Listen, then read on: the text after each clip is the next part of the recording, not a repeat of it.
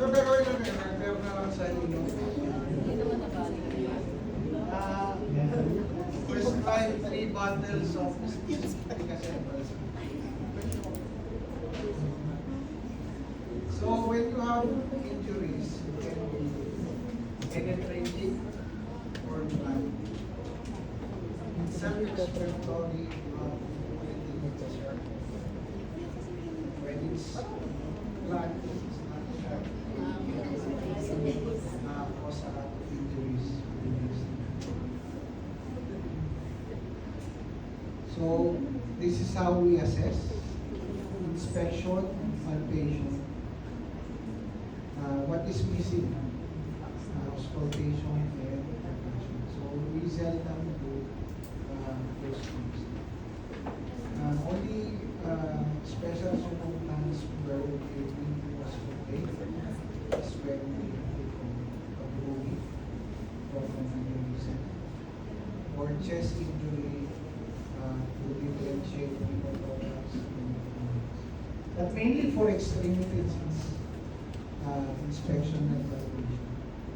What replaces auscultation and percussion are your manual muscle testing, in which you test and play which muscle groups, and your sensory test on your techniques.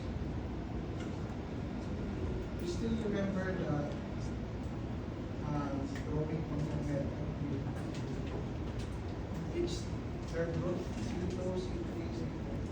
Those are going to die. And we check specific part of sensory is like that. Now for imaging tests, mostly we request X-ray to rule out bone fracture. CT scan, it's give us axial cuts of the human body and gives a greater detail than CT scan. And then for ligamentous injuries, we will request for MRI. So yan lang yung tatlong usually nilalaman for injuries. Now, please just remember this table. If you are suspecting of arterial injuries, there are hard signs and soft signs. Meron naman kayo copy ng PowerPoint kasi I will give you this on the previous year. Yes? Yes. Anyway, I can drop you this data. So, when you say hard signs, also hemorrhage, absent forces, and ischemic, meaning the ischemic bones are dead or and the soft signs are now which in order to identify which are the reactive it's usually very similar tension of the injury. So usually the bone near to the artery and the usual bone. So for example, you have a clavicle fracture. Kapag clavicle fracture, most likely you have an anterior that will be something like that. If you have a proximal humerus fracture, it could be an axillary injury. It's the mid-shaft of the humerus that's fractured or injured, it should be that greater than. So proximity lang kailangan mo tanggal. If you have a femoral shaft fracture, it's the femoral artery. Easy, right? Now, if you have, just do remember this blood vessels, these arteries.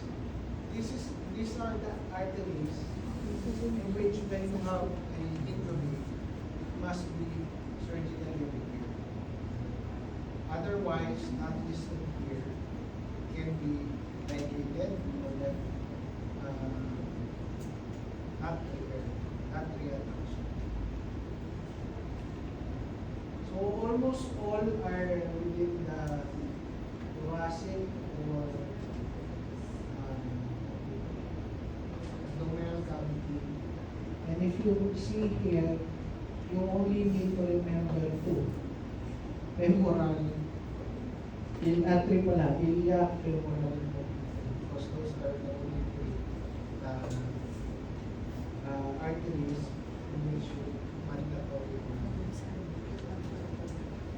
So bakit ganun? So let's say for example, you have, where do you get your pulse usually? Yeah, what's radial artery. So let's say for example you failed surgery and you try joke lang, pero ito tayo PG. If somebody gets injured at the radial artery, let's say for example you are moonlighting in Palawan or an island, and you don't have the skills and the tools to repair the artery. Can you opt not to operate or repair that radial artery? Yes?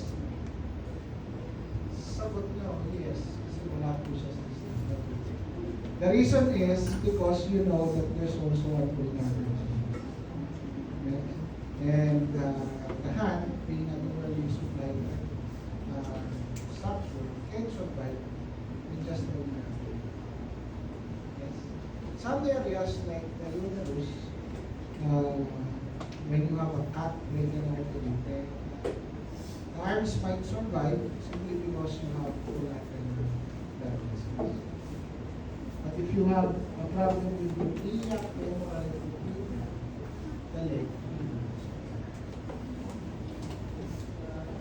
so likewise, these are the veins that must be repaired if you have injuries. Superior, inferior, and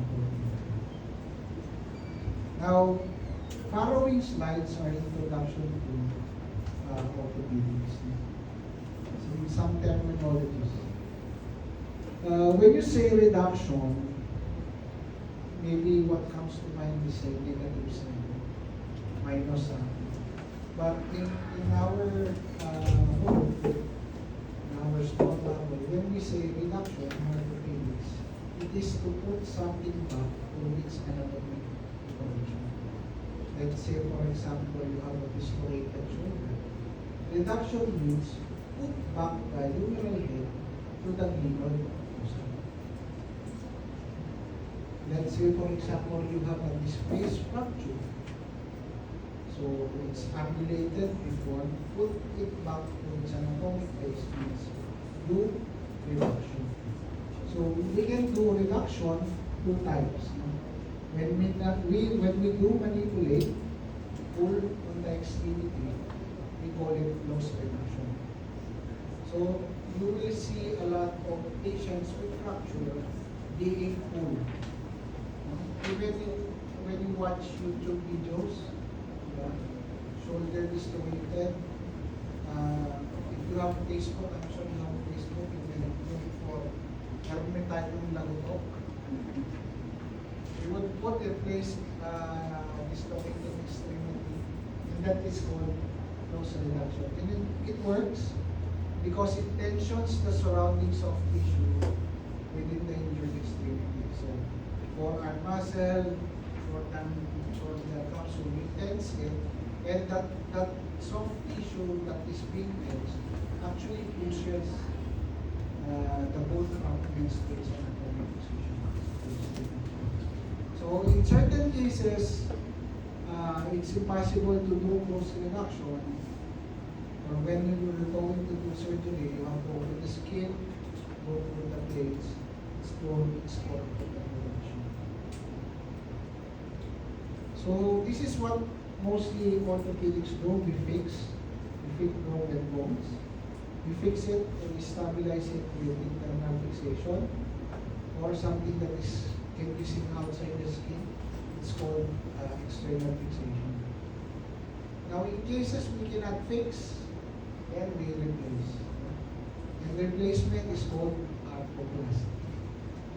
So we have hip arthroplasty, knee arthroplasty, ankle, almost all joints now can be replaced.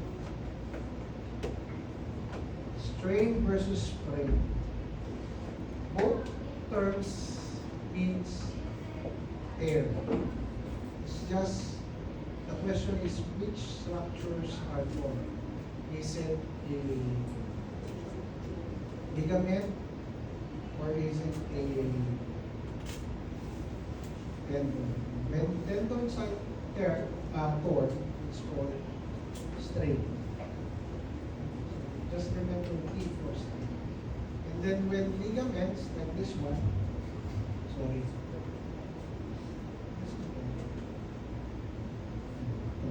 When ligaments are the ones that torn, you call that sprain. Okay? That's very interesting. Okay. Describing deformity. When it's away from the body, it's valgus. When it's towards the body, it's valgus. So if you have a bow-legged person, that's gino. Valgus. And when it's not knee, it's gino valgus. Same with the hip, it's oxabara or oxabara.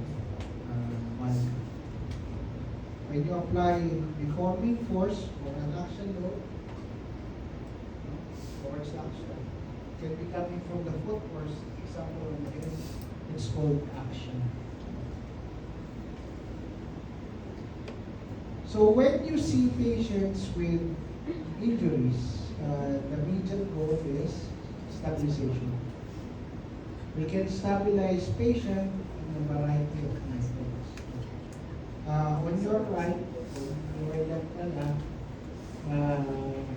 that is called roller frame. You can put the left one. And the other one is balance scale control. Or you can do improvise types of split, carton, paper, thick paper, with elastic bindings. Or you can have prefabricated splits, immobilizer, arm sleeves, and the so those are all splits. Either metal, fabrication, caster of Paris, fiberglass, those are anything that temporarily stabilizes an extremity is called split. So here are the goals on why we split. But I think what is important is why do we want to split an injured extremity? One is the number one reason is to prevent secondary injury. So when you have a fractured bone, the edges are always sharp. When it's sharp and the extremity is swinging violently during transport, you get secondary injury. You get for a vessel, you get cut a nerve. So splitting, aside from helping the patient with the reduced pain, you also stop prevent secondary injury. So I think we have to drop this later. So just be sure before you close and pack the extremity, make sure that you irrigate or at least wash with the plain saline the injured side. Pack with gauze, split, and then put the elastic band. So that's the usual pathway. So aside from splint, we can cast if it's not an open fracture. Some surgeons, especially some injuries, especially in kids, are treated with definitive casting. So on your right is a picture of a deformed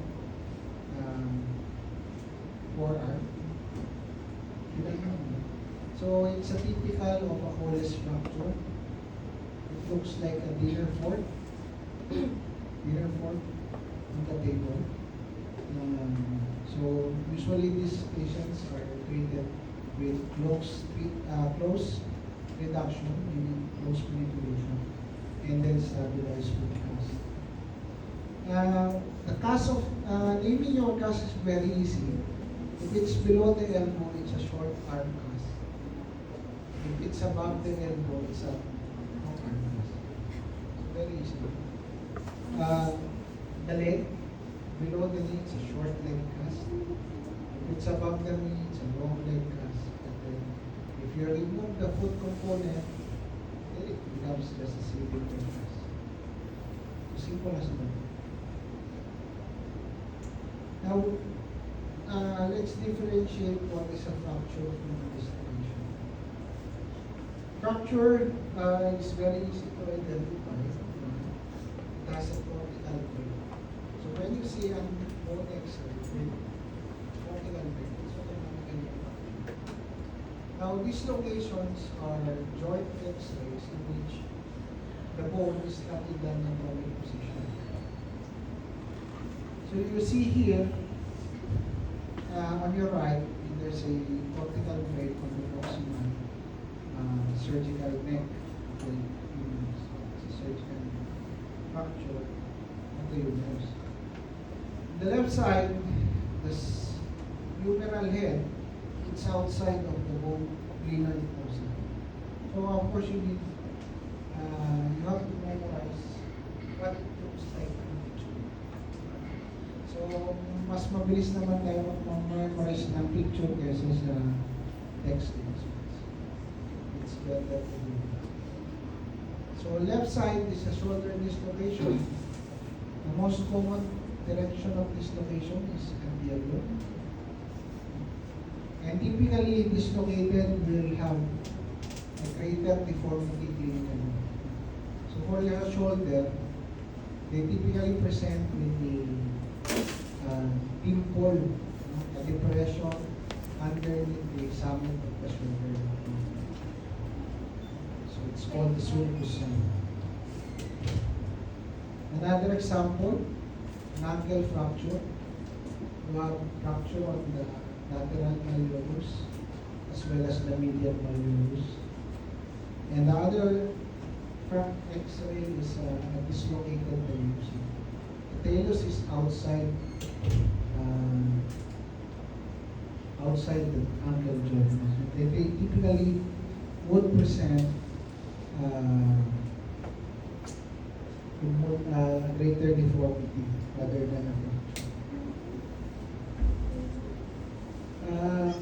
I know we were taught in med school there's two malleolus, lateral malleolus and medial malleolus.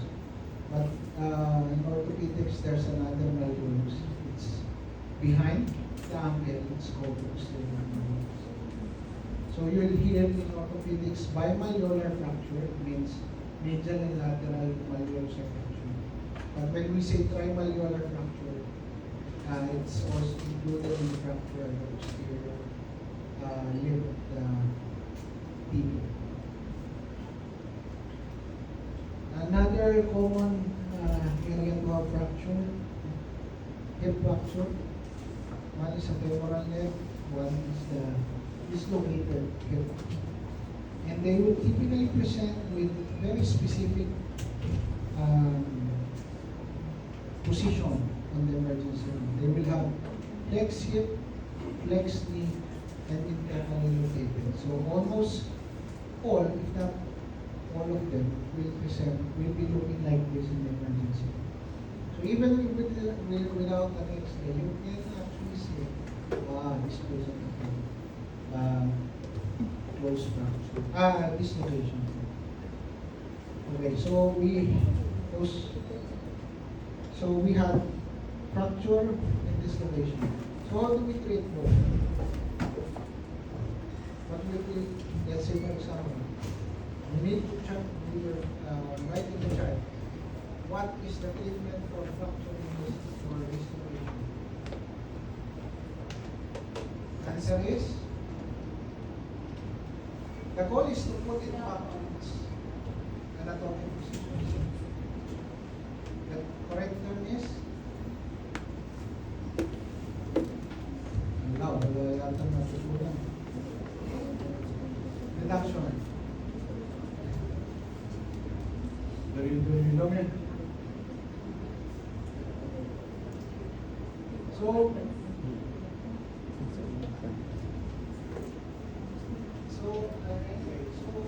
orthopedics is not very difficult. It's very easy. We don't have differential diagnosis. We only request for laboratories, X-ray, MRI, CT scan, sometimes EMG and CT. Pero it's X-ray. We classify things like reduction, lateral fixation, valgus, varus, I don't think it's very difficult. This is also one of the things that's very easy. How to classify fracture. So, this is one category, open and close. Right? Open, meaning the bone has direct contact with the environment. Close, skin is intact. No? May category pang iba, like fracture morphology. How does it look like? Transverse, spiral, etc. And the location. So, madali lang. But let's talk about open fracture. So, most of the time, you'll see something like this. Open or close? Open. May sumunod ba ng close dyan? Ikaw, pre, mumuha ito nga. Ito, di ba sabi mo ito? Yung patabi mo! Ikaw! Sino ba ito nga, pre, lang? So, open fracture.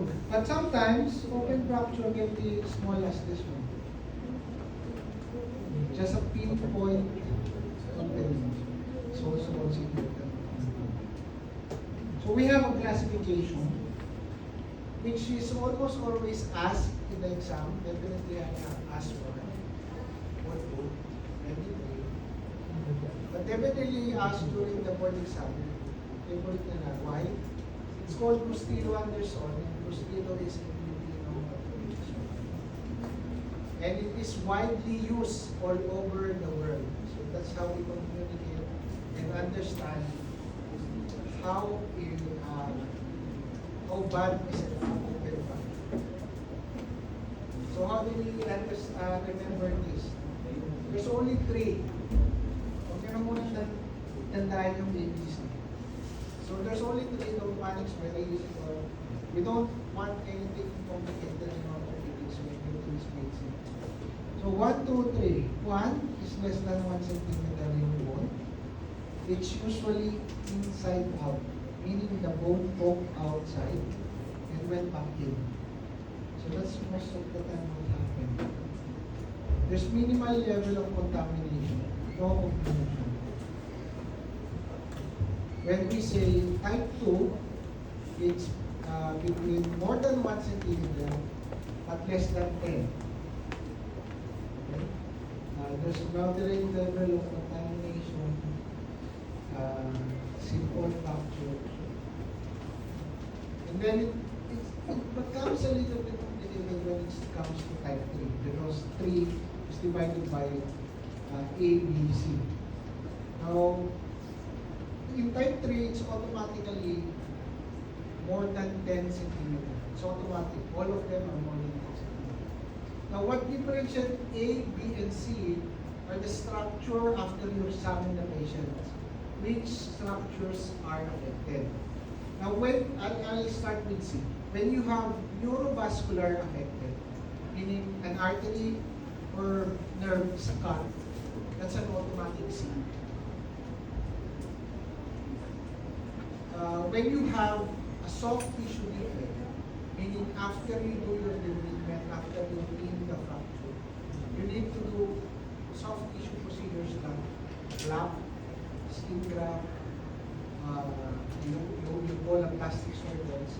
That's a B. And type A is when you do your diploma, you do your fixation, and you were able to close the wound. That's a B. Now, for open fractures, such as this, one, if that, most of fractures will fall on type 3A, 3B. So if I have to guess, it's almost always 3B. Now, if that has neurovascular, it becomes a C. Although this one, even though it's a bad, a large, huge chunk of bone pulling outside the skin, but you get a lot of soft tissue then coverage in the thigh.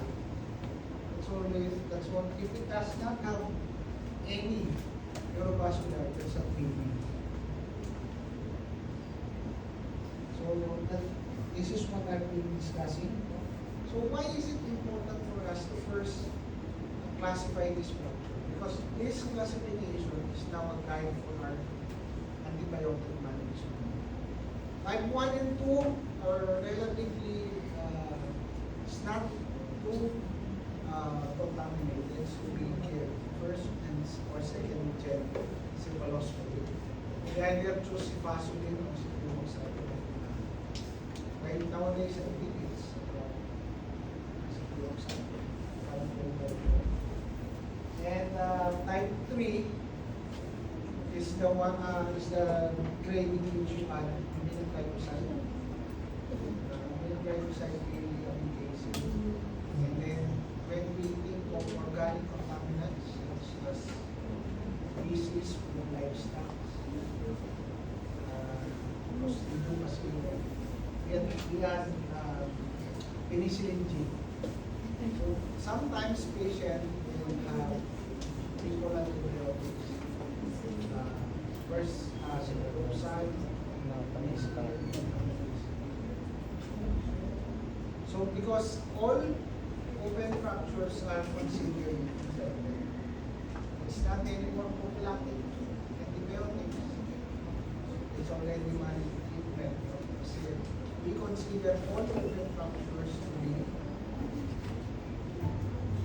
infected. Let me see. Can you diagnose this?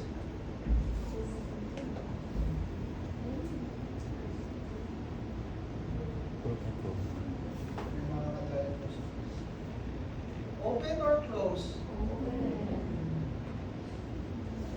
Fracture or not? What bone? Humerus? Tibia fibula. So it's an open fracture of the tibia fibula. Classification? Most probably clinical. Lagi naman. You will only, you can classify fractures open immediately, but the final classification is always after debridement. Kasi that's where you can have your complete finding. This is, after debridement, this is actually an actual case.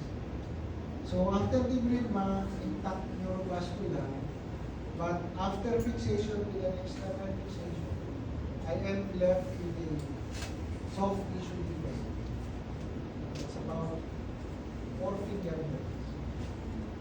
So you have to do soft tissue reconstruction. So in this case, local flap was done and some skin grafting. So it's a fracture of LPG, tibia fibula. I think it's the right.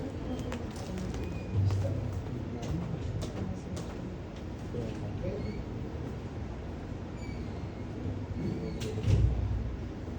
So sometimes when we have injuries, aside from having fractures, we can have extensive swelling.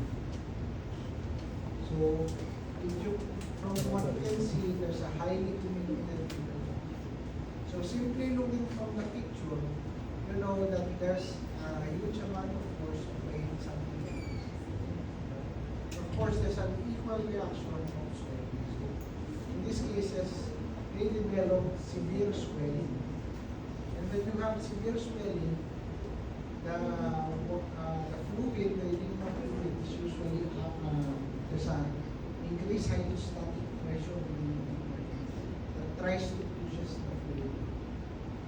So you can get fracture blisters. This is not from a burn. This is a fracture blister from excessive swelling. And then when you were not able to release this fracture because of a closed compartment, you can have what you call compartment syndrome. And this is what happened with compartment syndrome. You get an injury, and from the injury you get swelling. And from the swelling, edema fluid will come out, increasing the pressure within the fluid. So let's say, for example, the most common area to have a compartment syndrome is the back. And the leg has 4 compartments: anterior, lateral, the posterior. And the posterior is divided into superficial and middle. So why it's four. Now, all compartments can have compartment syndrome. All of them can have compartment syndrome at the same time. It can be an isolated compartment, but mostly it's the mid posterior and the anterior compartment that develops this syndrome. So what happens? You drop the pressure inside the fluid. Pressure build up. What is the first collapse? Veins. Veins will collapse first because veins are low pressure than the artery. So blood will be coming in the leg, but will not coming back to the heart. So the veins are collapsed. So you create more pressure by adding more blood supply to the leg.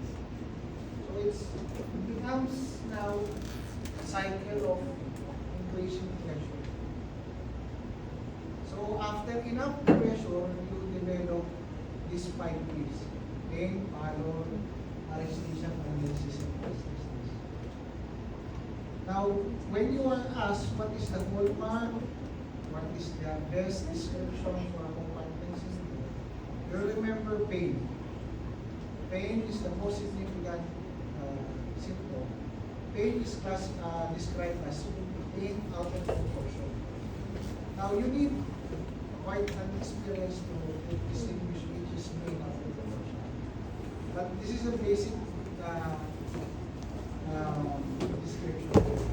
You get a lot of patients, and you somehow gauge how much pain you should or how much pain you should experience. Patient with compartment syndrome will technically fall in overacting. They will look like they will complain of severe pain. That's pain out of proportion. And when you try to touch the toes or move the toes, they will scream. That's pain on passive stretch. So that's 2 descriptions: pain on passive stretch and pain on proportion. Then you can have a high index of suspicion for compartment syndrome. Now, to definitely diagnose, you need to have a compartment syndrome measurement. But it's not readily available here. So it is accepted that we only need a high index of suspicion in order to diagnose it. Because it's better to overdiagnose rather than to not diagnose compartment syndrome. Okay. So if you can measure the compartment 30 millimeters mercury and above, then you can go ahead and do compartment syndrome. So how do we treat compartment syndrome? You're feeling pressure. What do we need to do? Okay, go ahead. Release the pressure. So what is causing the pressure build-up? It's the closed compartment. It's enveloped by your fascia. So treatment is to release the pressure, which is called fasciotomy. Okay? So this is the standard leg fasciotomy. It's 2 incision, lateral incision for the anterior and lateral compartment. You have a second incision on the medial side to release the superficial ligament. So it's just mainly to release pressure. So after we do our fasciotomy, what's next? We close the wound, or do we suture, or we leave it open. So of course the problem is pressure, and if we close it, then you will build up the pressure as well. So we leave it open. We wait for a few days to force the swelling to subside. Then just go back in and try to close the wound, or we can boost in some form of stimuli. So the leg is commonly affected, but forearm, arm, foot can also be affected. If you fail to diagnose Wadman syndrome, you can have something like this. It's called the Bowman skin contracture from a undiagnosed coronary artery syndrome. Mga selling nerves die, and you will have a painful useless extreme. So we go more on orthopedics.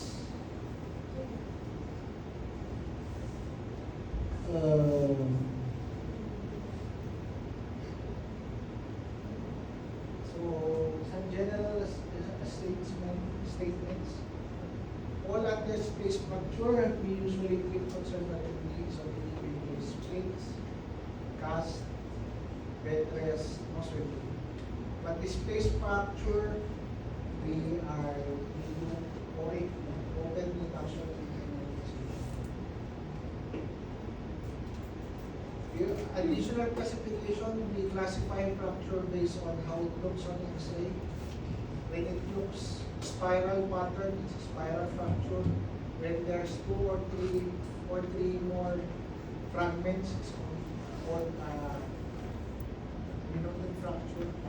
And the fracture lines are transverse, it's a transverse fracture. When there is 2 segments, it's a segmental fracture. You also classify symptoms based on the location, proximal, middle, distal. We like to divide into 3. Proximal, middle. Nothing more of it. I don't know why, but we always divide the location into 3. I'm supposed to ask you a question, but never mind. The middle picture, the right one is a transverse fracture of the femoral shaft. The middle one is a spiral fracture of the distal femur. And the third one is a transverse fracture of the patella. So in treatment of fractures, one is the emergency phase, in which you splint, you cast, and you stabilize. After the emergency care, you can schedule for elective procedures. That's when you do definitive care of the fracture. Lateral fixation with the plates, intramedullary nails. And then after the surgery, it's not yet. You can settle it. You have to undergo months of physical therapy. So the goal of fracture fixation is restore alignment, articular congruity, stabilization, promote early range of motion or early use of extremity, and of course we have to prevent any wound infection from surgeries. Now we go some regional injuries of the body. We start with the shoulder going down. So shoulder commonly dislocates which direction? Anterior. And if there is a posterior, it's most commonly associated with extreme muscle contraction, secondary to electric shock or seizure. Now, sometimes when you have a shoulder dislocation anteriorly, the capsule or the labrum is torn. And that torn anterior labrum is called the bankrupt tissue. Okay? So, pag nag-dislocate anterior, may napupulin yung labrum. And you call that a bankrupt tissue. So, when we treat a bankrupt lesion, to simplify it, we call it bankrupt repair. Okay, that's the most common treatment, surgical treatment for anterior shoulder dislocation. But we don't indicate patient immediately for surgery. So, when you have a shoulder dislocation, the immediate treatment is reduction. Okay? Then we send the patient to do some physical therapy, etc. But of course, from the reduction, you have a torn labrum, you get some instability. But it might heal on its own. But on the second dislocation, you know that the shoulder is loose. Then we ask the patient, you should go repair the bankrupt tissue, with an arthroscopy, so that further dislocation will be prevented.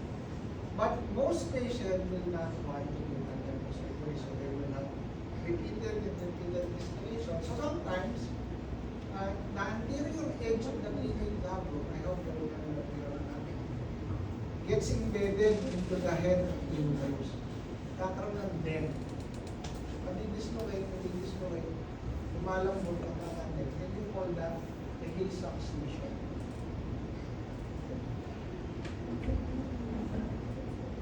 Okay? So aside from being dislocated, the shoulder can have fracture. So typically, the shoulder typically fractures into 4 pieces. So they numbered the bone into 4. 1, 2, 3, 4. And you grade it based on the number of fractures. Kung dalawa yung fragment, linear 2. Tatlo yung fragment, linear 3. Kung apat yung fragment, linear 4. Simple. So we use near classification. That's for multiplication. But when we have fracture, first we fix. In certain cases, we cannot fix, like very old patients, very soft bone. Cannot fix and fix. So those are examples of shoulder position. Now, through the succeeding slides, we're here around along with echoes, meaning those are fractures with given specific names. I'm not sure whether it's the surgeons that discovered the fracture. In orthopedics, we have a lot of techniques. And in this is Schwartz, so please do remember. A fracture of the humerus, the distal third part, with associated radial nerve injury, because you know that nerve winds around the spiral road.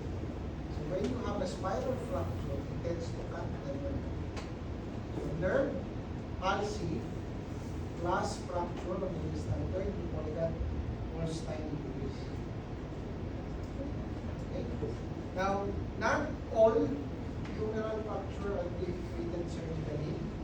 If we classify, if we able to satisfy this criteria, less than 3 centimeters shortening, less than 30 varus manus angulation, less than 20 degrees anterior angulation, it can be treated in casting alone, functional casting. But nowadays, most patients does not like to be cast. It's hard, it's itchy, it's uncomfortable.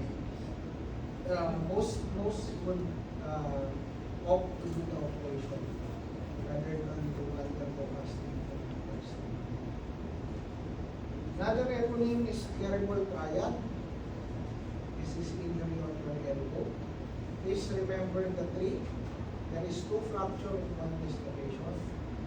Coronoid fracture, radial head fracture, and elbow dislocation. It's called cerebral triad because even after successful surgery, the elbow functions poorly. So we don't want this type of thing. I think this next eponym is very, you have heard it, Galeazzi Mantelia. There is great confusion also in how to remember this. Okay? Galeazzi is distal radius fracture with distal radius dislocation. And Mantelia is proximal ulnar fracture with proximal radius dislocation. So it's fracture with dislocation. In Galeazzi, fracture bone is radius, Mantelia is ulnar. Now, for Galeazzi, the dislocation is called the distal radius.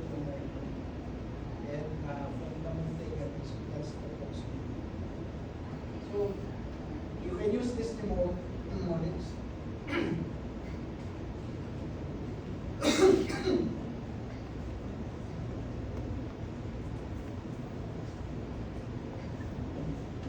Okay, some more eponyms. Isolated fracture of the ulnar. It's they say it's nightstick because that's where you put your medicine.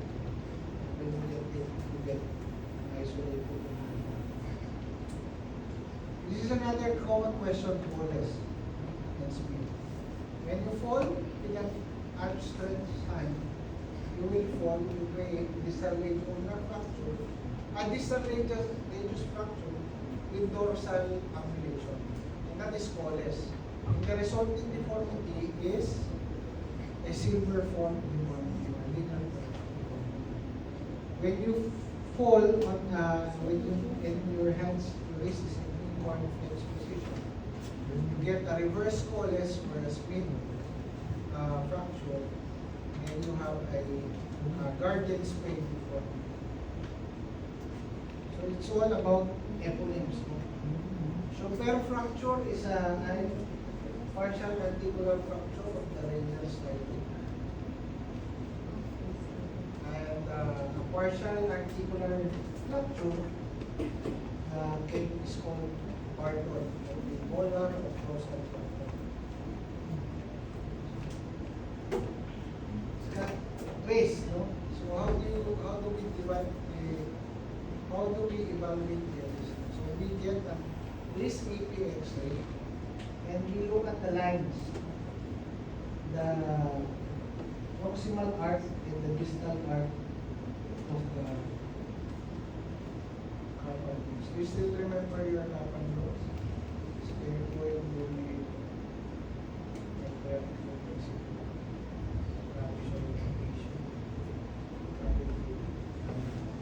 okay.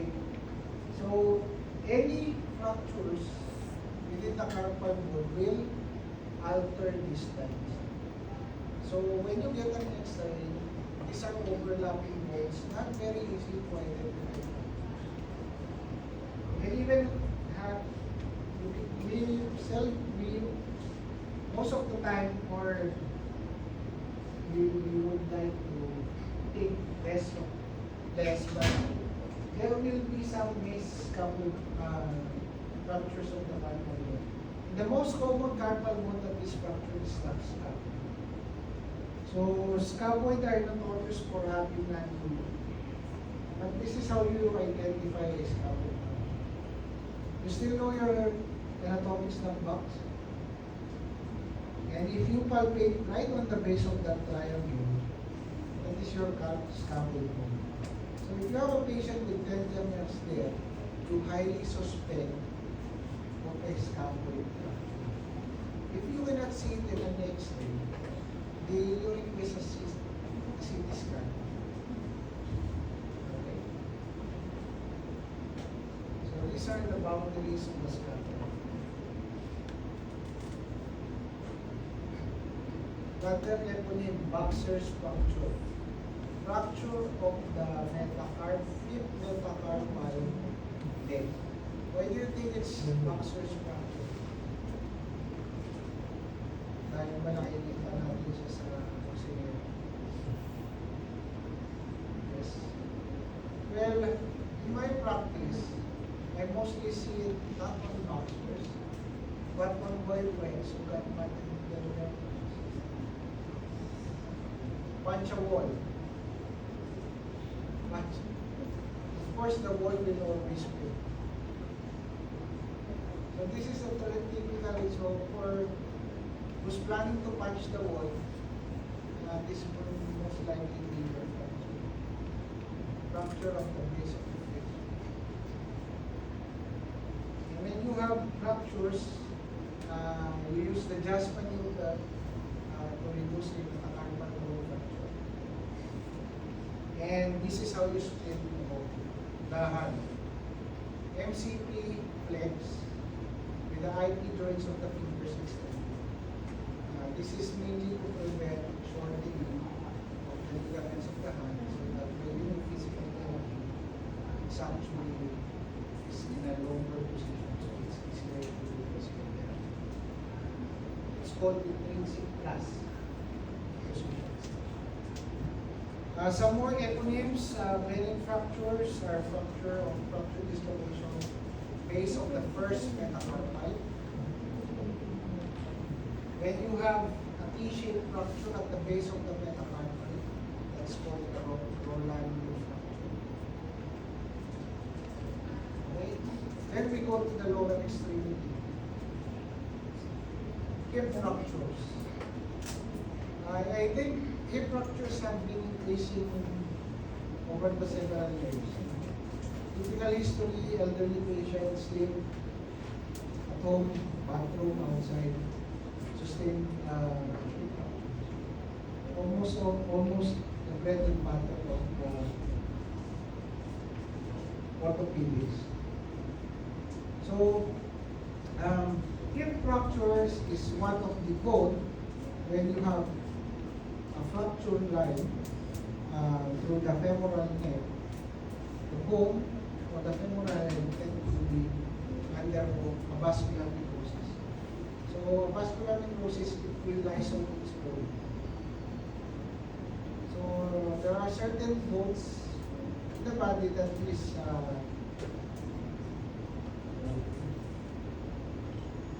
you can have common vascular necrosis. One is scaphoid, sabi ko rin. Two is femoral neck, femoral head. The other one is talus. So those are the three bones, and when you have fracture, it doesn't heal nicely. So most of the time they will go vascular necrosis. Mainly they have one blood supply, and it tends to be disrupted in every one. So like for example, the femoral head. At birth, you have the obturator artery, but when you grow 18, 19, 20, adult size, obturator artery becomes insufficient for them. So it comes only from one blood supply, middle circumflex femoral artery. And when you have a femoral neck fracture through the neck, the branches are torn, so there's no blood supply from the femoral neck. You will have under vascular necrosis. So in elderly patients, low demand, instead of fixing the fracture, we replace. So maybe you have Lolas, Vitas, or old who had sustained fracture. And then typically the patients will and your doctors will recommend intramuscular. Now, if it's an intertrochanteric fracture, that's way intertrochanteric fracture, like this one, the fracture is like this. This is neck, diba? This is inter. So when you have intertrochanteric fractures, like this, the branch is safe. Yes? So intertro fracture, head will not undergo a vascular necrosis. Then you can fix. But when it's the neck and you cut the blood supply, you do have to replace. So when it's the intertro fracture, like this one and this one, we fix. If it's femoral neck, elderly, low demand, we replace. Okay? So knee dislocations. If you look at the structure of the knee, unlike the hip, which you have a convex, it contains knee is inherently unstable. Without the ligaments, it's completely unstable. Right? So knee, when injured, you get instability. So you have important ligaments, ACL, PCL, MCL, MCL, medial collateral ligament, lateral collateral ligament, and then you have your posterolateral corner, which is medial trapezius muscle. So in certain injuries, this can all be disrupted. And please take note, most of the time, knee, at the time of X-ray, they will look anatomically in a good alignment. But you will see the knee is completely swollen. Patient comes in swollen knee, you take an X-ray, bone looks normal. But remember, there's ligaments. And how do you check this? So this is when you do your stress testing. Either Dower test, posterior Dower test, Balbus and Bauer stress test. And then try to check which are the ligaments that are affected. And if you have global instability, it's called the knee dislocation. And knee dislocation, you have to watch out for vascular injury. They are known to cause disruption of your medial artery, and note if you have more than 8 hours of ischemia, you do not establish blood supply to the knee, the leg, amputation is due. So when we want to diagnose ligament tears, the ligament problem, what do we request? X-ray, CT scan, and MRI. So this is what you should see. The ligaments are hypoechoic. Okay? Ligaments are hypoechoic. So ACL, turo ko na lang, ACL. So kung mayroon mong basketball dito, wala din. ACL, common injury in basketball, during pivot, and the PCL. But most commonly, it's the ACL. It prevents anterior translation of the tibia over the tibia. So commonly injured, basketball, football, and mainly from pivot. Ankle injuries, we'll talk about that. So I want to talk about this. So sometimes, patient with a history of twisted ankle will complain of difficulty in ambulation. The tendency of the physician is to only request for an ankle X-ray. But you see, twisted ankle sometimes does not produce fracture within the ankle. Instead, it creates a tear in the syndesmotic injury. And instead of fracturing the lateral or medial malleus, it fractures the proximal fibula. And then it's called Mason-Young fracture. So what's the moral lesson here? So when you have a patient with an injured ankle or injured forearm, The general rule for orthopedic is always to include the joint above and joint below. So going back to my example, ankle fracture, you should include the knee and the ankle and the foot for the X-ray. When you have a patient with a forearm fracture, you should include the elbow and the wrist on the film. Yes? If you have a humerus fracture, we should see elbow and shoulder.